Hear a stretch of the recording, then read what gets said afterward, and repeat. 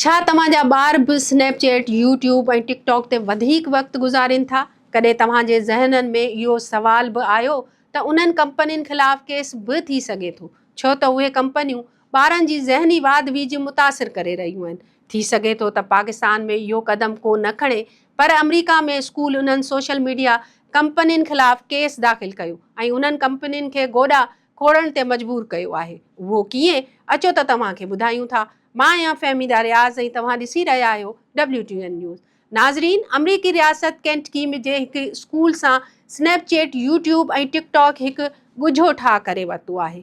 पहिरियों भेरो कंहिं ज़िले स्कूल इहो इल्ज़ाम लॻायो त सोशल मीडिया प्लेटफॉर्म ॼाणी वाणी अहिड़ियूं एप्स ठाहियूं आहिनि जिन जा ॿार आदी थियनि। अहिड़नि एप्स ॿारनि ऐं नौजवान जी सिहत खे नुक़सानु पहुचायो। हीउ केस अमरीकी रियासत केंटकी जे ओभर वारे इलाइक़े ब्रेंथिट काउंटी स्कूल दाख़िल कयो हो। केस में यूट्यूब, स्नैपचैट, टिकटॉक, फेसबुक ऐं इंस्टाग्राम जे मालिक कंपनी मेटा समेत केतिरनि ई वॾियुनि टेक्नोलॉजी कंपनियुनि खे धुड़ बणायो वियो। स्कूल जो मौक़िफ़ हो त उहे कंपनियूं अहिड़ा निज़ाम ऐं फीचर्स इस्तेमालु कनि थियूं जेकी ॿारनि खे वधि खां वधि वक़्तु ऑनलाइन रखण लाइ ठाहिया विया आहिनि। केस मूजिबि एप्स में लगातार पस मंज़र में हलंदड़ मवाद, ख़ुदकार वीडियोज़, बार बार ईंदड़ इतला, रोज़ानी राब्ता बरक़रार रखण वारा फीचर्स ऐं तरगीब ॾींदड़ निज़ाम नफ़सियाती तौरु ॿारनि खे लगातार ऐप इस्तेमालु करण ते मजबूर कनि था। कंपनियूं मुबैना तौरु उहो ॼाणींदियूं हुयूं त इन्हनि फीचर्स समेत बेचैनी, ज़हनी दबाव, पाण खे नुक़सानु पहुचाइण जा रुझान, खाइण पीअण जूं ख़राबियूं ऐं निंड जा मसइला वधीक थी सघनि था। सोशल मीडिया सबबि स्कूलनि में ऑनलाइन हिरासगी, रवैयनि जा मसइला ऐं ज़हनी सिहत जे बहिरान में इज़ाफ़ो थियो आहे, जंहिंजे नतीजे में अमरीका में स्कूल खे इज़ाफ़ी सलाहकार, ज़हनी सिहत जे प्रोग्रामनि ऐं नज़्मो ज़ब्त जे निज़ाम ते $करोड़ें ख़र्च करणा पिया। ज़िले स्कूल अदालत खां $6 करोड़ खां वधीक हर्जाणे जो मुतालबो कयो हो त जीअं 15 सालनि वारो ज़हनी सिहत प्रोग्राम हलाए सघिजे। गॾोगॾु इहो बि मुतालबो कयो वियो त कंपनियूं पंहिंजी एप्स जा नशा आवर फीचर्स तब्दील कनि। हीउ केस रुॻो हिकु आम क़ानूनी केस न हो, पर उनखे हिकु मिसाली मुक़दमो सम्झो पियो वियो, यानी अहिड़ो मुक़दमो जंहिंजे फ़ैसिले सां हज़ारे ॿियनि मुक़दमनि ते असरु पइजी सघे थो। अमरीका भर में हिन वक़्तु सोशल मीडिया ते कंपनियुनि ख़िलाफ़ हज़ारे मुक़दमा ॿुधणी हेठि आहिनि, जिन में वॾी तइदाद स्कूल ज़िलनि जी आहे।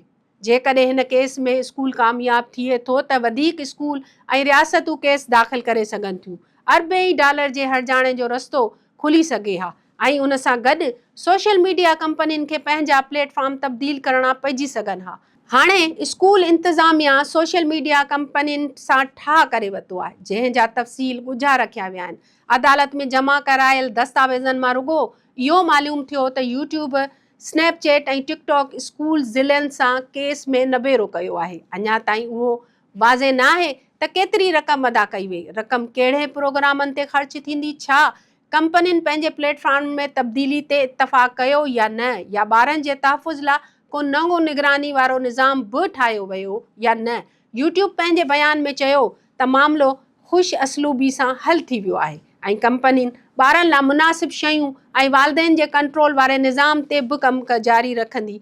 स्नैपचैट बि ठाह खे ख़ुशगवार करार ॾिनो। सभ खां अहम ॻाल्हि इहा आहे त मेटा अञा ताईं ठाह नाहे कयो ऐं उहा ईंदड़ महीने केस खे मोह ॾींदी। इन जो मतिलबु इहो आहे त फेसबुक ऐं इंस्टाग्राम ख़िलाफ़ अदालत में तफ़सीली शाहिदियूं, अंदरूनी ईमेलूं ऐं कंपनी जे तहक़ीक़ साम्हूं अची सघे थी। जेकॾहिं मेटा ही केस हाराए वञे थो त वधीक कंपनियूं जल्द ठाह करण ते मजबूर थी सघनि थियूं, हुकूमती सख़्त कानून आणे सघनि थियूं ऐं सोशल मीडिया प्लेटफॉर्म खे बुनियादी डिज़ाइन तब्दील करणा पइजी सघनि था। हिन ठाह खां पोइ बि वधीक स्कूल, वालिदैन ऐं रियासतनि अदालत वञी सघनि थियूं। सोशल मीडिया जा मनफ़ी असर अमरीका ताईं महदूद न आहिनि, उन सां पाकिस्तान समेत ॿियनि मुल्कनि जा ॿार बि नौजवान मुतासिर आहिनि, पर रियासती इदारनि या ग़ैर रियासती इदारनि जी अञा ताईं ख़ामोशी आहे।